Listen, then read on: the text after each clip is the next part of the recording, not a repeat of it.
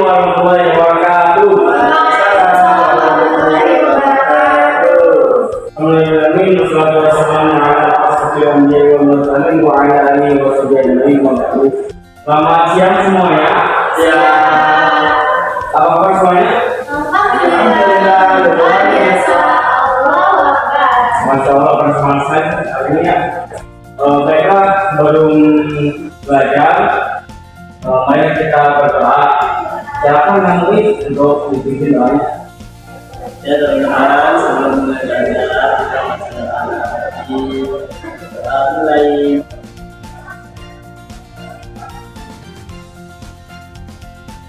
Selesai.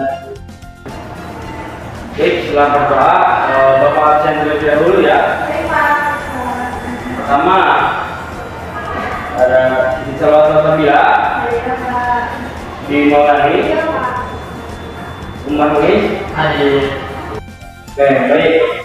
Anak-anak yang membawa makan hari ini tahu nggak kita mau belajar apa?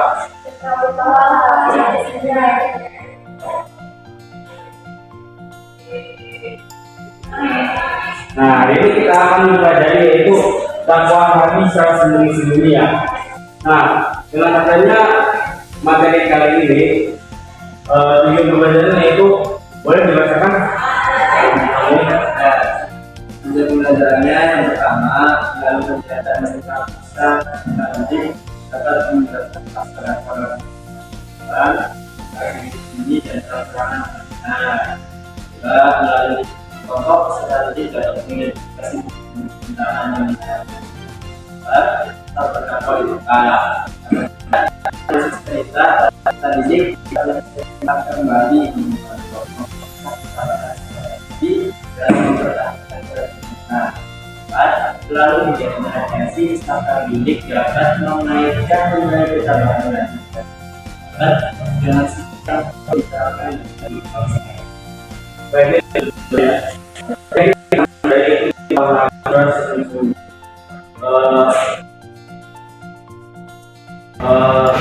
ada yang tahu maksud dari maksud sembunyi-sembunyi itu apa? Jadi terus ada lagi? Kalau masih belum Bapak jelaskan ya. Jadi turun wahai surat Al-Mudaththir, Nabi Muhammad SAW diperintahkan oleh Allah Subhanahu wa Ta'ala untuk berdakwah secara sembunyi-sembunyi. Kenapa? Karena ketika pada saat itu maka itu orang-orangnya pada keras ya. Jadi ketika mau berdakwah, jadi tidak mau menerima pengajaran dari umat Islam.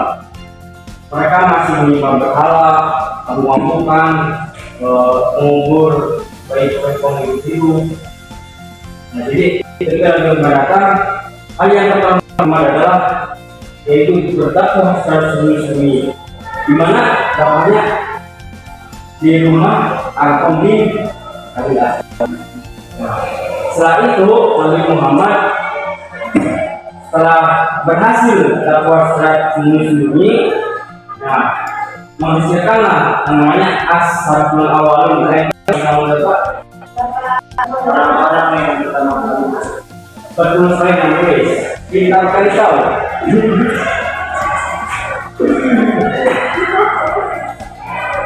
Nah, jadi As-Salaful Awwalun itu orang-orang yang pertama kali masuk Islam.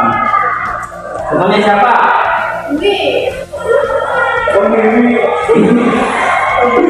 Adalah Abu Bakar, Ibnu Isa, dan Ibnu Khalifah. Nah, apakah ada yang tahu kenapa mereka mudah mempercayai dalam Muhammad?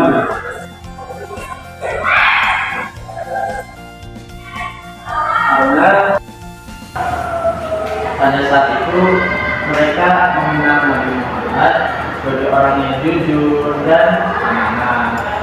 Ya, itu Jadi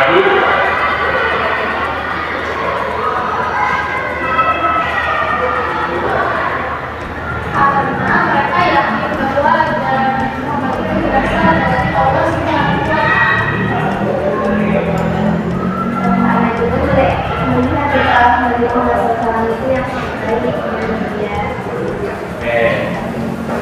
Nanti sebentar Bapak akan membuat kelompok ya. Masing dua kelompok yang membuat kelompok kan.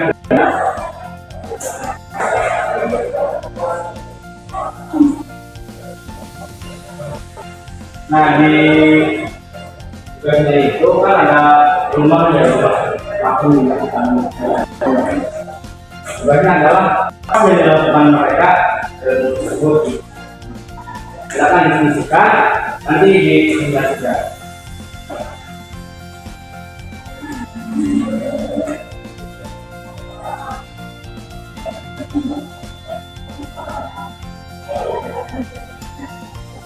Baik, silakan sudah ya.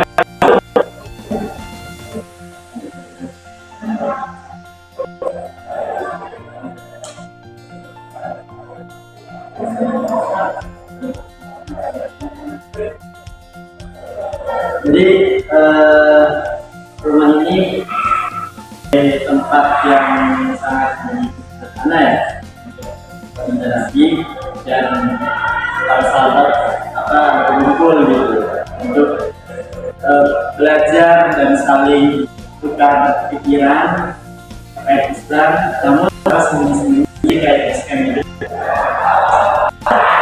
Itu nomor dua.